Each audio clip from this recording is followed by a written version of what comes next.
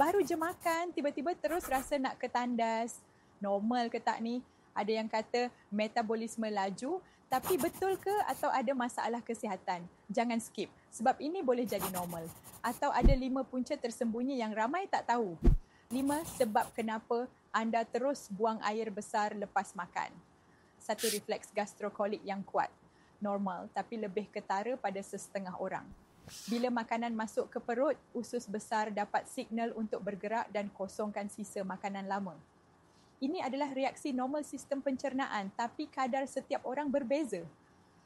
Makanan tinggi lemak dan serat lebih cenderung trigger refleks ni. 2, IBS, Irritable Bowel Syndrome.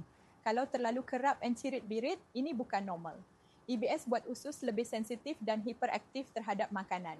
Biasanya disertai dengan perut kembung, sakit perut dan najis tak konsisten. 3, alergi atau intoleransi makanan. Sistem pencernaan mungkin tolak makanan tertentu. Contohnya, intoleransi laktosa boleh buat perut bergelora lepas minum susu. Gluten sensitivity juga boleh buat seseorang terus ketandas lepas makan roti atau pasta. 4, pengambilan kafein atau makanan tertentu. Kopi dan teh boleh mempercepatkan pergerakan usus. Kafein bertindak sebagai perangsang usus, sebab tu ramai rasa nak ketandas lepas minum kopi pagi. Makanan pedas dan berlemak tinggi juga boleh trigger reaksi yang sama. 5, masalah usus atau jangkitan pencernaan. Kalau najis selalu cair, berbau pelik atau berdarah, segera jumpa doktor.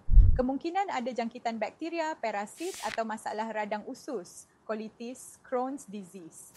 Bila kena risau dan jumpa doktor, kalau selalu kena dan korang ada antara simptom ni, najis selalu cair, cirit-birit kronik, darah dalam najis atau warna najis berubah pelik, sakit perut yang kuat dan berterusan, berat badan turun tanpa sebab.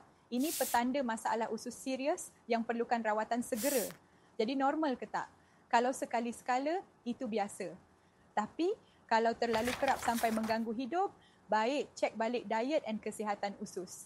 Siapa pernah alami masalah ni? Komen pernah jadi kat bawah dan share pengalaman korang.